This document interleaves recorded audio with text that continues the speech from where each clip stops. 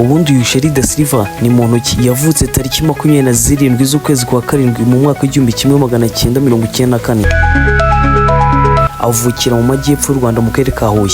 Yarezwe na mama we gusa witwa France Silva, kuko uyu Sherrie Silva ubwo yaramaze ukwezi kumwe avutse papa yaje kwicwa muri jenoside yakorewe Abatutsi n'ubundi muri uwo mwaka w'1994. Mu mwaka w'1999 ubwo Sherrie da Silva afite imyaka 5 gusa, we na mama we baje kwimukira mu gihugu cy'Ubwongereza mu mujyi wa London. Agize imyaka 11 ubwo ni mu myaka za 2005. Yaramaze imyaka igera kuri 3 bi London mu Bwongereza. Yarafite imyaka igera kuri 3 aba muri London nibwo yagiye kwiga ibintu bijyanye no kubyina mu kigo cyitwa Stage Coach. Bamwigisha ku buntu. Anavuga ko ariho yakuye umutima mwiza wo gufasha abana nka kuri abafasha ku buntu. Avuga ko yabikuye muri iki kigo cya Stage Coach, bamwigisha kubyina ku buntu, akaba ari nabyo akuraho amafaranga n'ibindi bintu bigiye bitandukanye no kwamamara. Ngira ngo murabizi cyaka abanyafurika tugiriye tugiye muri bira bihugu by'abazungu. Sherrie da Silva nawe ageze muri London mu gihugu cy'Ubwongereza akagira amahirwe muri 2005 akajya muri kiriya kigo kimwigisha kubyina akamwigishiriza ubuntu. Yabishyizemo imbaraga, abyina bikunze cyane, abifatanya n'ibintu byo kwiga gukina filime, aragenda arabimenya ku rwego rwo hejuru. Sherrie da Silva yatangiye gucika intege ryari. Urabizi iriya bihugu ni ibihugu bigira irondabwoko kuva ku bana kugeza ku basaza. Sherrie da Silva yari akana gatoya k'imyaka 12 performinga akabyina akarusha abana b'abazungu. Abana b'Ubwongereza b'abazungu batangira kumugira irondaruhu, batangiye kubwira ati kakobwa kabi, kakobwa kakirabura, atangiye gucika intege. Byatumye acika intege, atangira kuvuga ko ibi bintu nta kintu bizamumarira, nta n'ikintu bizamugezaho. Atangira kujya ahora arira buri munsi. Agira mama we horaga amuhumuriza amubwira buri munsi ko ibintu azabishobora kandi azabishobora. Akagira ngo ni kwa kundi ababyeyi bamotiva abana babo, gusa murabizi ko kwa kundi umubyeyi akumye kukumotiva akakumotiva utangira kwiyumvamo ko bya bintu uzabishobora. Agize imyaka 15 mu myaka ya 2009 yaje gukina filime yitwa Africa United. Ni filime yatangiye kumenyekana bituma atangira kujya kuri spotlight, abantu batangira kumureba. Yerekanwa mu Rwanda, yerekanwa i London mu Bwongereza n'ahandi hantu hagiye hatandukanye. Sherrie da Silva atangira kubona ko bya bintu bishobora kuzamubyarira umusaruro nubwo bamuca intege ngo numwirabura n'iki. Iyo filime yamaze gusohoka abona ukuntu itangiye gutwika, none itangiye gutwika hanze i London no mu bindi bihugu bigiye bitandukanye. Yabonye ko ibintu bigenda byo kwamamara, atangiye gushyira imbaraga mu bintu byo kubyina no gukina filime. Muze gusura iriya YouTube channel ye, muzi ngo itangiye vuba ahangaha. Iriya yitwa Sherrie da Silva Foundation, iriho abana babyina, muzi ngo itangiye vuba. Iriya YouTube ye iriho amavideo kuva muri 2010.